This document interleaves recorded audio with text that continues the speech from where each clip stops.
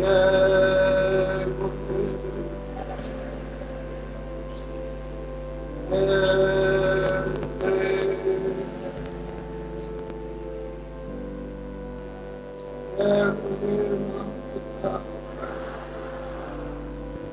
जय गुरुदेव नाम किसका, जय गुरुदेव नाम किसका।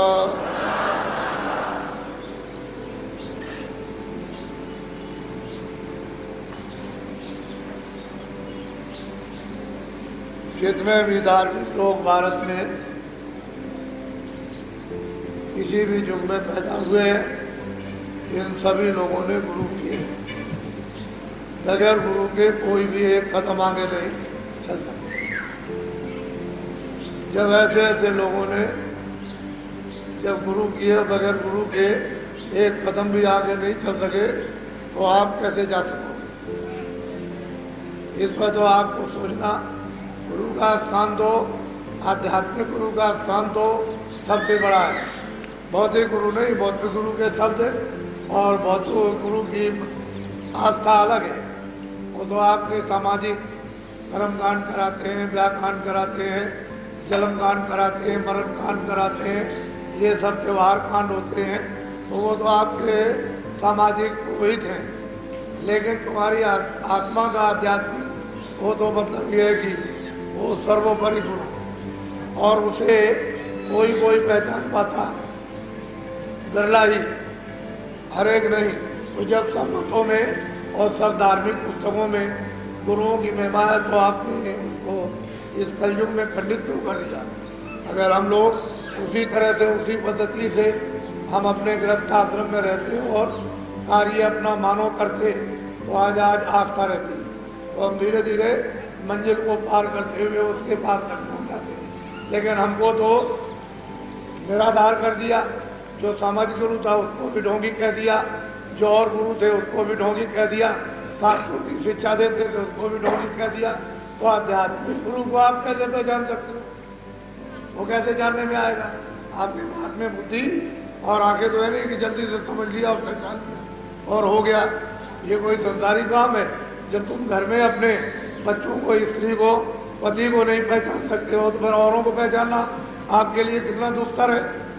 तो उसको आपको ये सोचना कि हमारे सनातन जो मार्ग है अनादिकाल का, उसमें गुरु ही की सर्वप्रथम प्रतिष्ठा, और बगैर उसके कोई काम नहीं। सर्वप्रथम पूजा गुरु की ही है, और बगैर गुरु के एक कदम न इधर न उधर। तो पहले तो बहुत बड़ी आस्था थी, अटूट, और ये धीरे धीरे आस्था हो गई खंडित, तो आपने छोड़ दिया। जब आपने छोड़ दिया तो पूरे रास्ते को उतर गए। अब उतर गए हो, फंसे हो। अब वहाँ से लौट करके आने का तो कोई प्रश्न है नहीं है। आचरण खराब हो गए, मन बुद्धि इंद्रियां सब चलायमान हो गई और भोगों में लिप्त हो गए, और जब लिप्त हो गए भोगों में तो रोगी बन गए। तो कैसे होगा? इसलिए जो सनातन पद्धति है उसे हमें अगर अपनाई जाए तो शिक्षा का बहुत बड़ा महत्व होता है। जब मानव शिक्षा मिल जाएगी और मानव कर्म पर हम आरूढ़ हो जाएंगे, तो धीरे धीरे वहाँ तक हम पहुँच जाएंगे जहाँ आध्यात्मिक साधना क्रिया कराई जाती है। तो आध्यात्मिक कर्म अलग है, उसका तो कार्य बिल्कुल अलग है, और वो बगैर उनके हो नहीं सकता। और आप कहते हो चलो ठीक है, तो सब ऐसे ही होता रहता, कहीं कुछ नहीं है, तो नास्तिक मत बनो। ये भारत भूमि है आस्तिकता, नास्तिकता की नहीं है। जो यहाँ नास्तिक बनेगा वो हमेशा मार खा गया, वो यहाँ कुछ ले नहीं सकता। आस्तिक लोग तो कुछ ले लेंगे, लेकिन नास्तिक लोग नहीं ले सकते, जो किसी को नहीं मानते। आखिर कहीं ना कहीं तो रुकोगे और टिकोगे जाकर के, तो कोई सीमा है। वो ऐसे नहीं झाड़ में अकेले घूमते रहो, साथी को साथ ले लो जो तुम्हारी मदद करे। स्वार्थी साथी को लोगे, रास्ते में चला जा लूट लेगा, तुम रोते रह जाओ, तो फिर तुम्हारे द्वारा सब लोग रोएंगे। फिर तुम जब धोखा खा गए तो किसी के पास जाने नहीं जाओगे, कहते हम तो धोखा खा गए, नहीं जा सकते, तो तुम्हारा तो रास्ता। असली बात ये, स्वार्थियों का साथ किया धोखा खा रहे, निस्वार्थी का साथ करो, वहाँ धोखा नहीं मिलेगा, वहाँ धोखे से बचा लिए जाओगे और निकाल लिए जाओगे। वो कल जो सत्संग छूट गया था, ये तो बहुत बड़ा, उसको बहुत विधि विधान से आप करें। ये यहाँ कुछ नहीं था। ये जो आप देख रहे हो जमीन आसमान, ये यहाँ नहीं था और तुम भी यहाँ नहीं थे। ना कोई माँ थी, ना कोई बाप था, ना भाई था, ना पति थे, ना पत्नी थे, ना मामा थे, ना भतीजे, ना भांजे थे, कोई कुछ नहीं। जब जमीन और आसमान ही तुम्हारे रहने के लिए यहाँ था ही नहीं, तो कैसे नहीं उठता है। फिर न तो मतलब ये स्वर्ग था, मैं बैकुंठ था, तो ब्रह्मा विष्णु महादेव और देवी देवताओं की क्या जरूरत है। फिर इसके बाद में यानी मतलब सैदल कमल ब्रह्मांड भी नहीं था, तो शक्ति और ईश्वर की वहाँ क्या जरूरत, कहाँ टिकते वो किस जगह।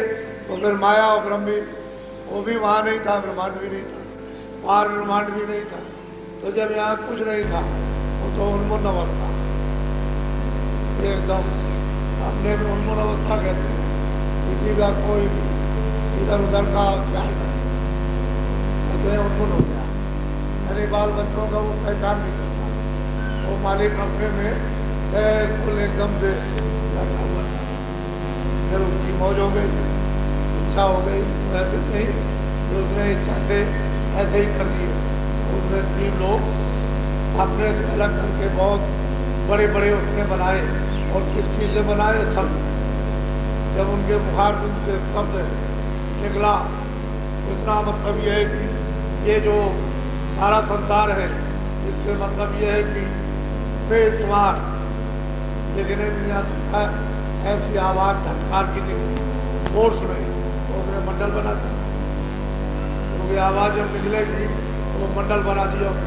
तो इतने बड़े बड़े मंडल बनाए, इतने बड़े बड़े लोग बनाए कि उनमें करोड़ों वर्षों तक एक रफ्तार से सीधे चले जाओ, एक ही तरफ, तो उसका अंत नहीं, उसका कोई अंत नहीं मिलेगा कि कहाँ तक है।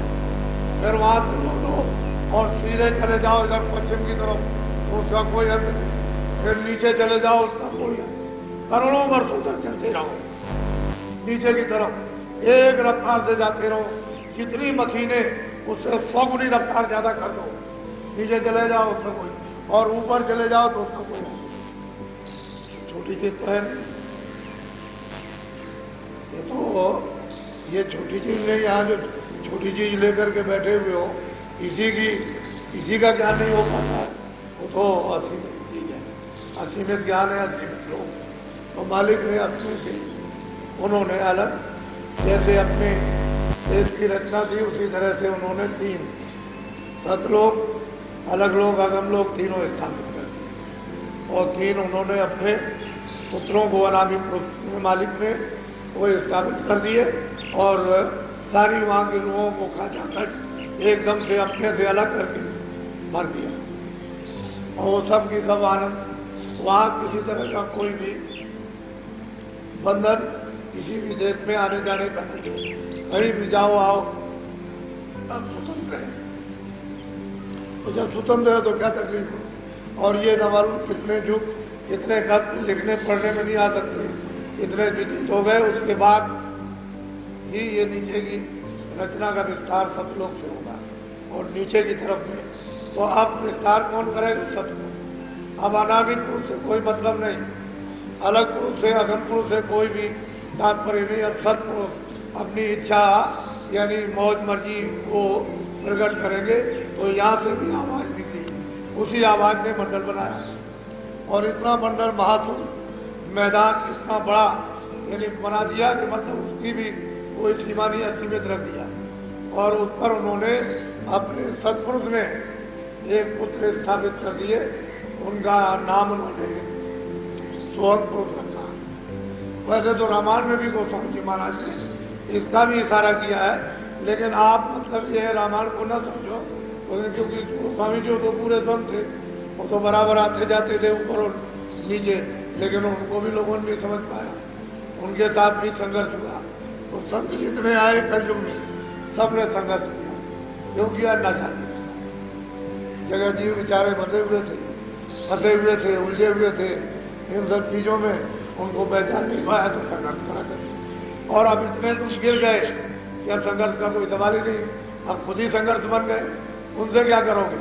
जब तुम अपने से निपट जाओ तो वहां आप कुछ करो, जब अपनी में फंस गए तो कहेगा तुम दुर्बल हो गए, अब असहाय हो गए, अब तो ये चाहते हो कोई आ जाए उठा दे, भला कर दे, कल्याण कर दे, किसी तरह से दुख दूर कर दे, संकट दूर कर दे, गरीबी लड़ाई झगड़ा दूर कर दे आदमी।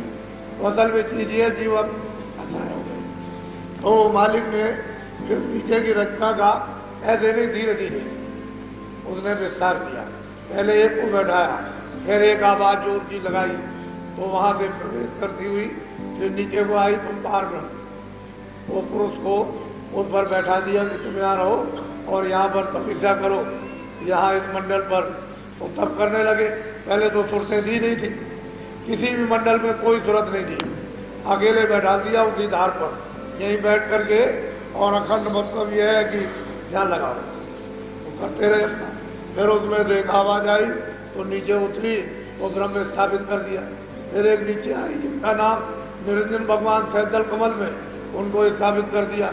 और ये न मालूम कितने युगों तक ये सब का सब बैठ के ध्यान करते उसी सत्य, कोई रचना नहीं थी। इसी तरह की खाली आकाश बना हुआ मंडल बना दिया उन्होंने, मंडल बना हुआ, उसमें कोई रचना, क्योंकि रचना तो बगैर जीवात्माओं के सुरतों के हो नहीं सकती है। तो मतलब यह है कि सुनता है तो उसकी चेतन है तभी तो रचना हो। और अगर यहाँ ये शरीरों में जीवात्मा न रहे तो किस पर राज करोगे? मकान कौन बनाएगा? ये तो सोचने की बात है। सड़कें कौन बनाएगा? तो कोई जीवात्मा ही नहीं है यहाँ पर, तो ऐसे ही पड़ा रहेगा दूरदार, ऐसे जंगल पहाड़ जैसे पड़े रहेंगे। बस ये बात ये है कि तब करते रहे, और कोई भी सूरत इन्होंने नहीं दी, सतपुरुष ने इनको। तो तब करते करते करते करते जब इनसे प्रसन्न हुए तो कहा कि हमने तुमको अपने से अलग कर दिया, अब ये तुम बताओ कि क्या चाहिए। तो उन्होंने सबने अपने अपना यानी ये सतपुरुष से राज मांगा कि हमको सतलोक के समान हमको राज दिया जाए। तो सुरतों की जरूरत थी, उसके बगैर लीला होगी नहीं। तो इनको अलग अलग, जो अलग अलग भंडार छोटा छोटा नीचे का जीवात्माओं का, इनको सबको अलग अलग दे दिया।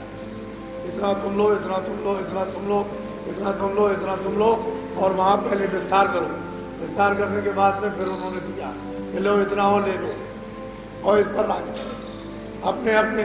तो ये जीवात्माओं को लेकर के यानी मांग करके तब इस ध्यान की हिम्मत में इन्होंने दान मांग लिया, और ये लोग सब अपने अपने स्थान पर बैठ करके सब राज कर रहे हैं। अब ये भेद कोई जानता नहीं। ऋषि मुनि भी हार गए, जोगी जति भी हार गए, ज्ञानी ध्यानी भी हार गए, तपस्वी भी हार गए, त्यागी बैरागी भी हार गए, सब के सब हार गए, भेद नहीं जानते। ये तो मतलब ये है कि जो अद्भुत चीज है वो कैसे नीचे आ जाएगी।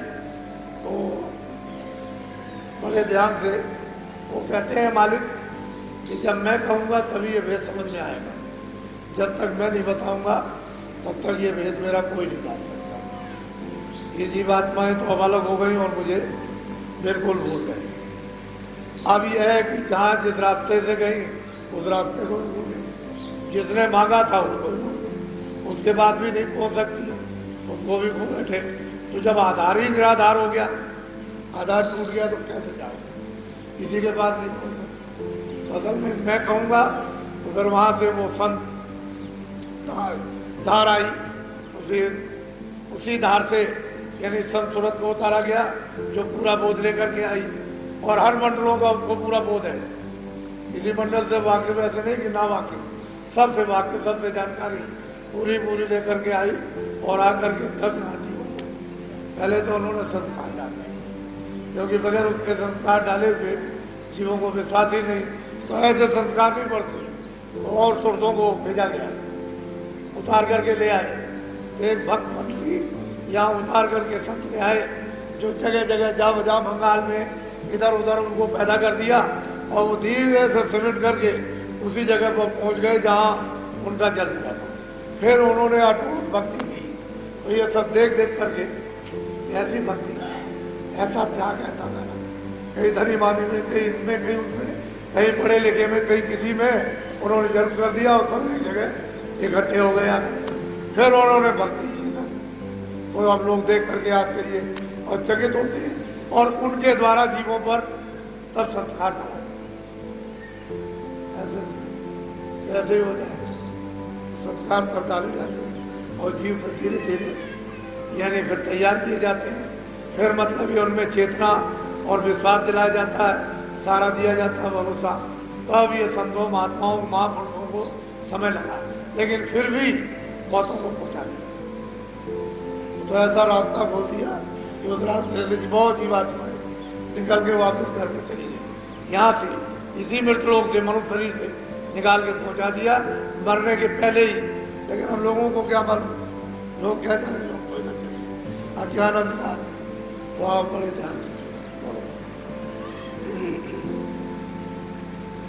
पुरुष कला को दिया निकासी, निकस कला की नियत त्रासी। कहते हैं कि सत्पुरुष ने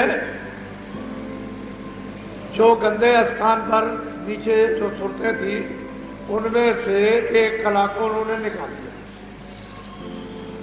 और उन्होंने एक स्थापित कर दिया अपने से अलग।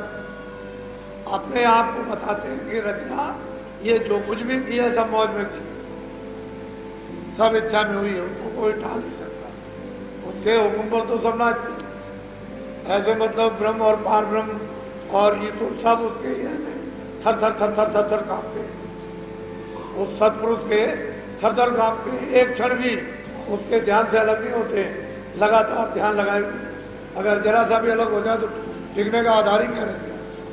कहते हैं हमने उसको निकाल करके बाहर कर दिया।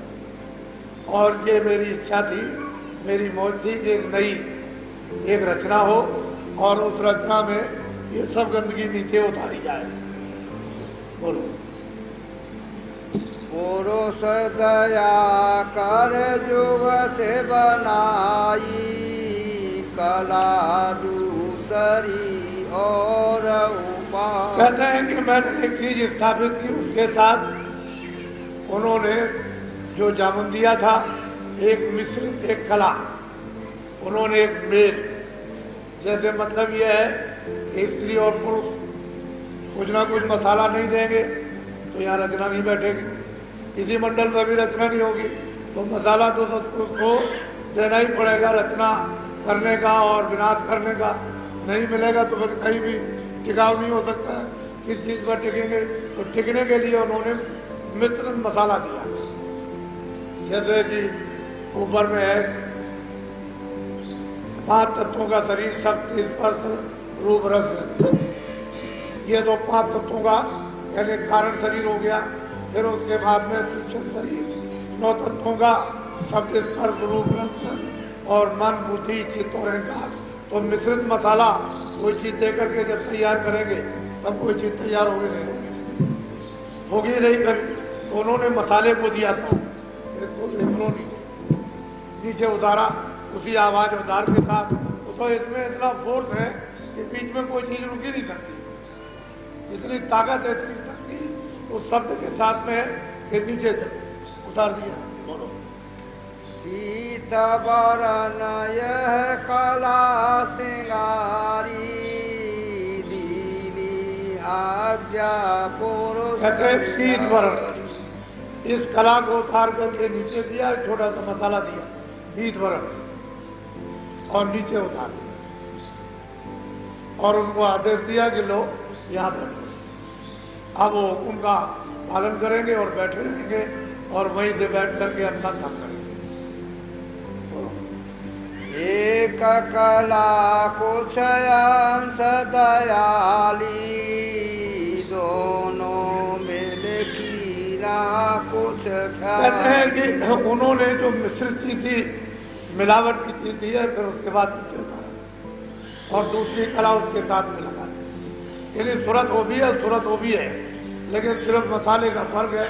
ये मसाला ऐसा दे दिया, उन्होंने एक मसाला ऐसा दे दिया और दोनों ने आपस में मिल बैठ करके अपनी बातचीत की और वहाँ बैठ गए और जैसा जैसा आदेश मिलेगा उसी के मुताबिक उस आदेश का पालन ये करेंगे।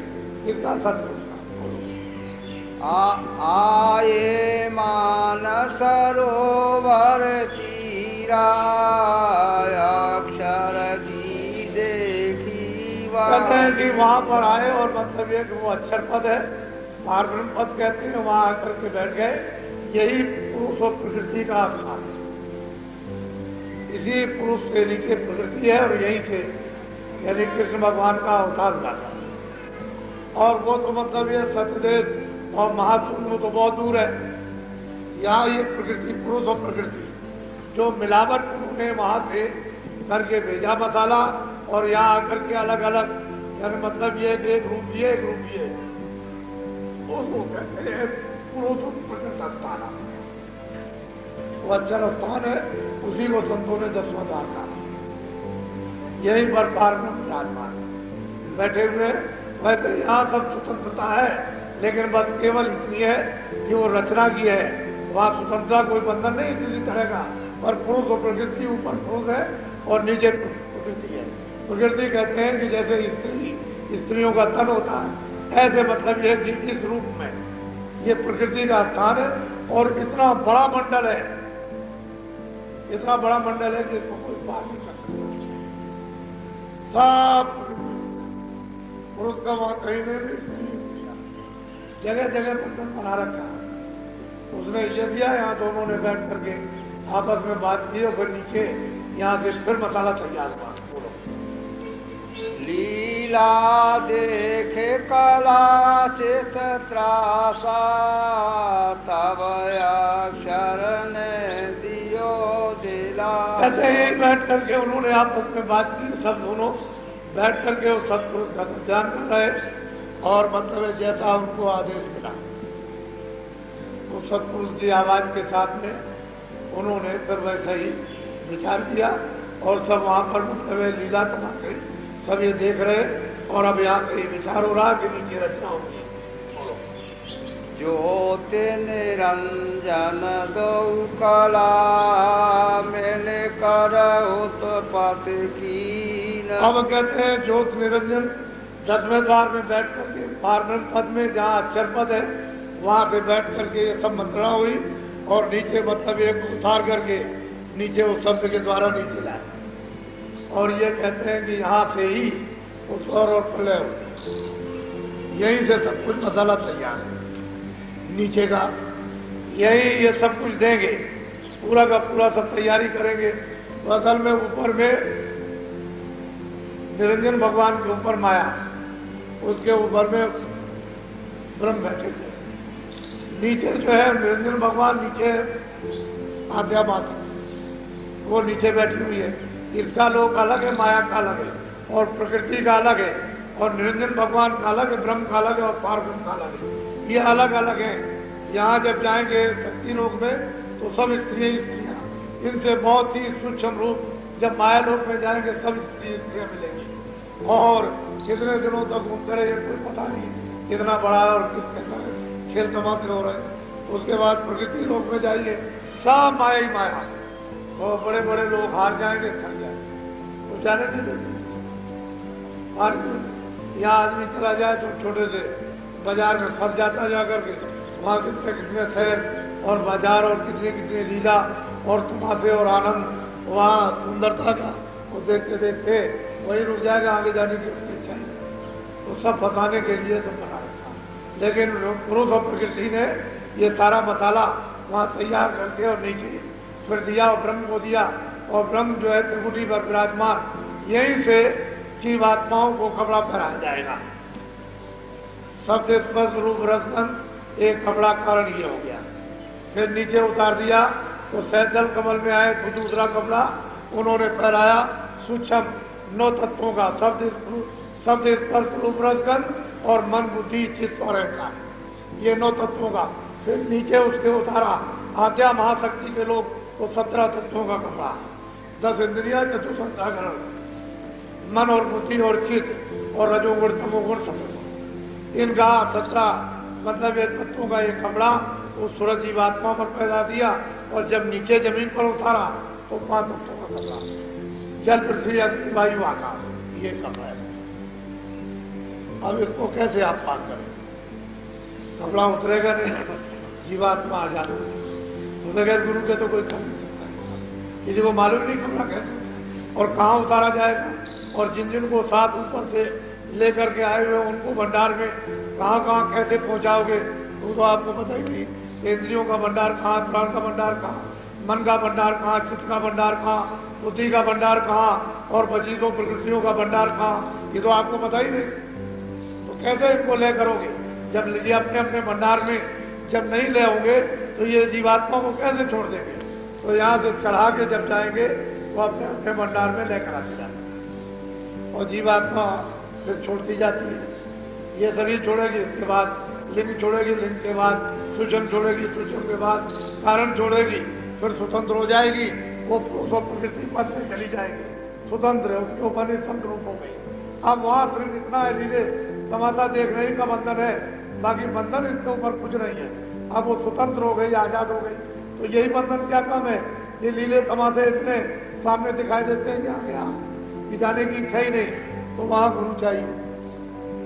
चलो भाई अभी तो बहुत दूर जाना, ये तो तुम्हारा घर है, आगे चलो।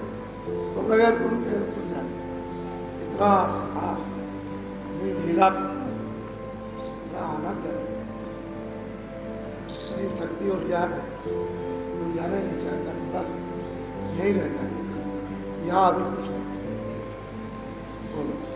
5 तत्व और 4 खंड रच लीने गुण 3। कहते हैं 5 तत्व, ये उन्होंने जल, पृथ्वी, अग्नि, वायु, आकाश और रजोगुण, तमोगुण, सतोगुण, ये सब प्रकृतियां, ये सब उन्होंने रच करके तैयार पहले से कर। सूरज को तो बाद में कड़ा कराएंगे, लेकिन मसाला सब तैयार हो गया अपने अपने स्थान पर। कारण मसाला, सूक्ष्म और मतलब लिंग मसाला हो सब तैयार कर, और फिर उधर से मतलब तपस्या से जब मांग करके ले आएंगे तो फौरन कपड़ा पहराते जाएंगे, नहीं तो रचना नहीं होगी। फिर रचना बैठी नहीं सकती। जब सूरत पर कोई कपड़ा नहीं होगा तो फौरन सूरत वापस चली जाएगी अपने घर में, और कपड़े का ही तो बंधन है, वो बंधन डालेगी, उसके अंदर फंसाएंगे। जब ये फंस जाएगी तो मतलब फिर कैसे जा सकती है? वो तो जेल खाने में हो गई, कैसे खाने। फिर ऐसे स्थान पर छोड़ दिया कि जहाँ कर्म करो और भोगो।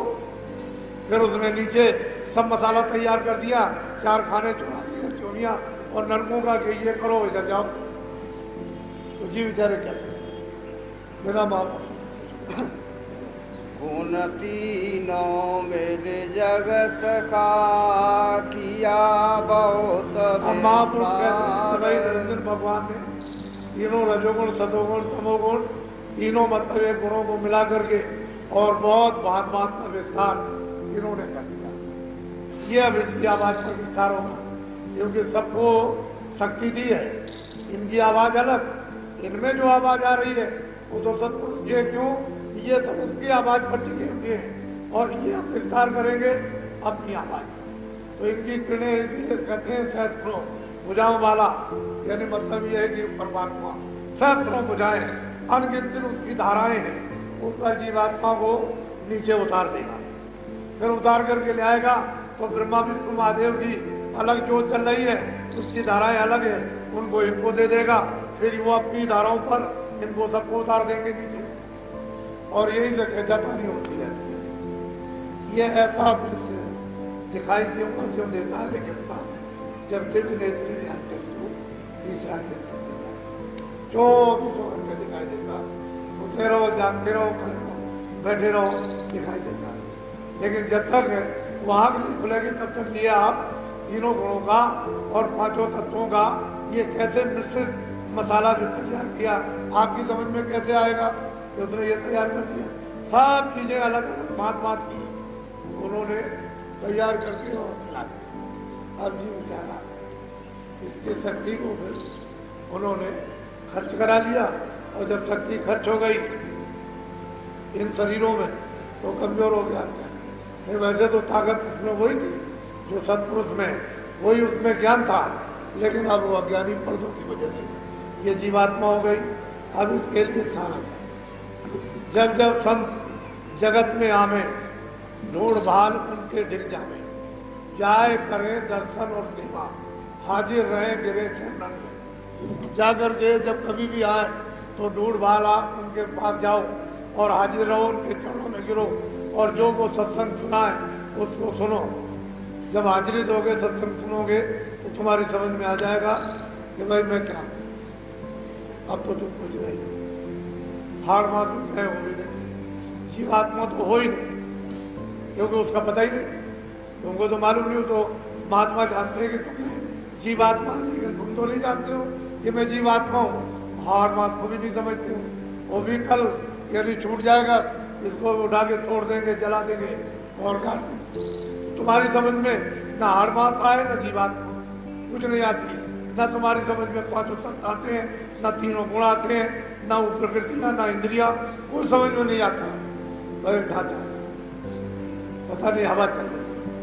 अब बहुत से लोग कहते हैं हवा बढ़ गई, फिर क्या कहते हैं हवा निकल गई, इसलिए खत्म हो गया। अब वो हवा तो, अरे भाई जीवात्मा का जौहर है, ये तो चेतन है, ये तो मालिक के यहाँ से आई है, इसमें तो पहले कोई मिलोनी नहीं थी, वो तो पूरी शक्ति थी और रूप ही उसका वही है जो मालिक का रूप है। और अब क्या करे तो क्या, तो निरंजन भगवान ने ये सब मसाला तैयार किया और इन्होंने दोनों ने, यानी आद्या माँ शक्ति और निरंजन भगवान ने दोनों ने बैठ करके उन्होंने मंत्राण की मसाला तैयार किया और नीचे उतार दिया। ऋषि मुनि नर देव अदे रचवाड़ो संकार। कहते हैं कि ऋषि मुनि, ये जोगी जति सती ब्रह्मचारी सब ये रच करके, मतलब ये है कि तपस्या कर दी, फिर इनमें हमने इतना तप किया, हम योगी है, हम कृत है, हम ये, तो उसी में अहंकार बढ़ गया। और अहंकार बढ़ने में सब गिरे तो इसी में कि अहंकार है, दीन गरीबी तो उनमें आई नहीं, अहंकार आए। हम ये विद्वान, हम बड़े बलवान हैं, हम बड़े कुलवीर हैं, हम दाता हैं, ये हैं, फिर में अहंकार बढ़ा। अब तो कलयुग आया, तो दीन था, दीन हो जाएगा तो मिल जाएगा, और अहंकार रहेगा तो कभी। ब्रह्मा विष्णु महेश और चौथी ज्योति मिली। कहते हैं कि उन्होंने क्या किया, ये मतलब ये है कि आद्या महाशक्ति इससे 3 पुत्र पैदा किए उस मसाले से, उनका नाम ब्रह्मा विष्णु महादेव, और इनको कह दिया आद्या महाशक्ति से जो वहाँ कमल बना करके विराजमान है बैठी, उसका तो रूप है, उसको आदेश दे दिया, देखो ये तीनों पुत्र जो हमारे हैं, जो तुमसे पैदा हुए, ये हमारे दर्शन के लिए कभी ना आ सकते। तो तीनों पर रोक लगा दी और इनको दे दिए, एक अर्धांगी सावित्री देगी, लक्ष्मी दे दी और मतलब पार्वती दे दी।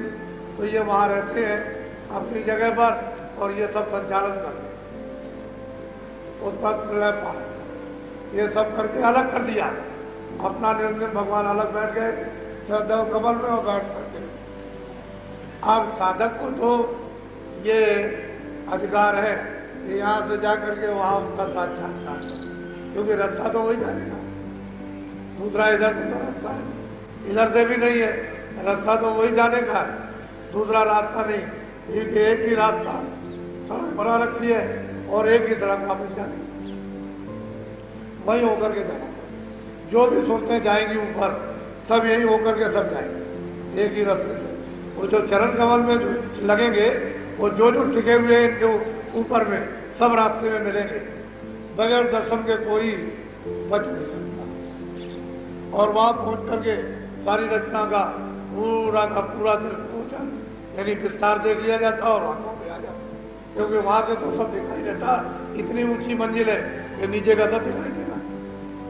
तो ऐसे संतों और महात्माओं ने जीवों पर जो कृपा की है, लेकिन ऋषि मुनि तो भटक गए, इनको तो अहंकार इतना बड़ा उत्पन्न हुआ कि अपने अपने अहंकार में बंद कर था। फिर आगे चलने की कैसे दीनता है तो चले, वहां अहंकार में दीनता किसका, चिंता का क्या काम है? और तो कहा कुछ नहीं, शराब भी दे दिया, ये भी कर दिया। पहले के ऋषि मुनि यही काम करते थे, शराब दे दिया, उनको नष्ट कर दिया, राजा को नष्ट कर दिया, धनीवानी को, इसको नष्ट कर दिया और हम कुछ है। तो जो हम कुछ है उधर नहीं जा सकते, हमको तो अहंकार को छोड़ना पड़ेगा, वो दीन जा सकते। जो कुछ नहीं, वो तो निकल जाएंगे। तो दीन गरीबी ये कलयुग मत, कलयुग का जो समय आया दीन गरीबी, इसमें जीवात्माएं उठ गई और निकल गई महापुरुषों के कृपा द्वारा, उनके सहयोग से। दूसरा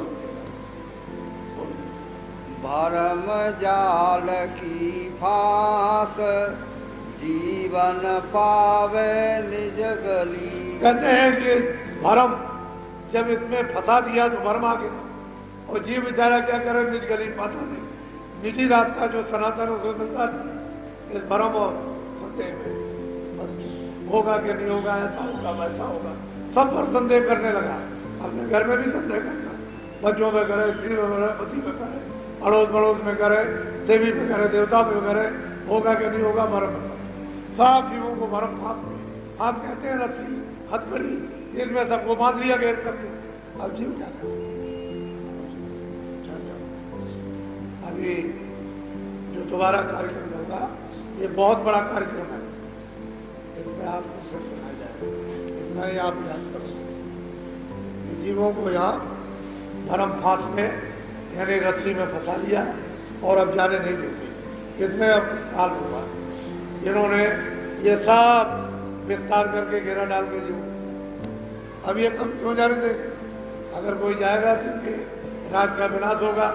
अगर मान लो कि आज कह दिया जाए कि हम मथुरा में कोई नहीं रहेंगे, ये सब मकान हम खाली छोड़ करके हम चले जाएंगे इलाहाबाद या चले जाएंगे मुंबई, एक भी आदमी नहीं रहेगा, तो फौरन मिलिट्री लेके आएगी, तुम नहीं जा सकते, चारों तरफ से आपको दे देंगे। तुम अगर जाना चाहो कि हम नहीं रहना चाहते, हम मालिक के पास जाएंगे, तो चारों तरफ से घेर लिए जाओ। कैसे जाए? कोई निकालने वाला ले जाएगा तभी तो जाओगे, ऐसे कैसे? तो मथुरा खाली नहीं कर सकते। इच्छा होते हुए भी वैसे रोज जाओ आप, लेकिन वैसे टटोरा पीट के ले जाते। दूसरी चीज ये है, ये ऐसा विस्तार उसने किया है कि जीव इधर से निकल के जाएंगे, फटाक से छोड़ा से चला जाए, नरकों में चला जाएगा। तो जब नानक जी आए तो नानक जी ने जब वो जाने लगे, जाने की तैयारी में थे, तो उन्होंने देखा कि भाई हमने कितने जीवों को अपना लिया, कितनों को हमने पकड़ा। तो उन्होंने हिसाब लगाया, तो एक जीव का हिसाब नहीं मिलता नहीं था। उन्होंने यहाँ देखा सब जगह, ऊपर में देखा, स्वर्ग में, वैकुंठ में देखा, ब्रह्मांड में, कहीं वहां तो नहीं, सब जगह देखकर जब उनको एक का हिसाब नहीं मिला, तो उन्होंने जा करके देखा कि वहां चलो कहीं ऐसा तो नहीं गलती कर गया हो, तो चलो नरक में देखो। तो देखा कि वो नरक में पड़ा। अब बताओ, ये गलती करके तुम अपने आप चले जाओगे नरक को, लेकिन वो महापुरुष ऐसे होते हैं कि वहां सजा दिलवा कर, मरवा कर, ठुकवा कर, चिल्वा करके, और मतलब है तरह तरह की पीड़ा दिलवा कर फिर निकाल के ले आते। लेकिन उनसे शोभा क्या हुई? उनसे आपको मानता क्या नहीं? वो तो मजबूरी हो गई। अरे भाई, जब महात्माओं के पास जाओ तो उतना काम करो जितनी जरूरत है, उससे ज्यादा आप काम क्यों करते हो? खराब, अच्छा काम करो। अच्छे काम के लिए उनके लिए प्रसन्नता है और बुरे काम के लिए नाराजगी है, तो क्यों? क्योंकि वो तो सबके माता पिता है और ले जाएंगे तुमको अपना बना करके। लेकिन तुम समझते हैं, जो माँ बाप की तरह से धुलाई करे, देव भाग करे, टट्टी पेशाब, तुम्हारे बुरे पाप कर्मों को धोए, मन को धोए, बुद्धू को धोए, तो भाई वो तो दाई है, तो दाई का काम करेगी। भाई महात्मा तो एक दाई होते हैं, वो तो शुद्धि का काम करते, तो आप उनको अपना क्यों नहीं समझते? लेकिन ये दाई बात बाप नहीं मत, चलो वहां मालिक के पास चलो, वहां पहुंचा देंगे आप। तो संत को ने बिचौलिया, मालिक का भी भेद जानते हैं, इधर तुम्हारा भी भेद जानते हैं, तुम कौन हो, क्या हो, मालिक का भी जानते हैं कि किस रास्ते से तुम आए, तो यहाँ से ले जा करके मिला देंगे। और आप जैसे कि पंडित यानी लड़की को लड़के को मिला देता है और ब्याह शादी कराकर आप अलग हो जाता है, तो जानो तुम्हारा काम। यही ठीक बिचौलिया का काम संत करते हैं कि जीवात्माओं को निर्बंधन करा करके मालिक की तरफ जाके मिला देते और आप इतना उनका काम करते अव्वल। देखो ये तो मालिक को इन जीवात्माओं के ले जाने की कितनी खुशी, कितनी प्रसन्नता होती है, और उस जीव को कितनी होगी, उस सूरत को कितना आनंद, कितना हर्ष होगा, ये कोई अनुमान लगाया जा सकता। बोलो जय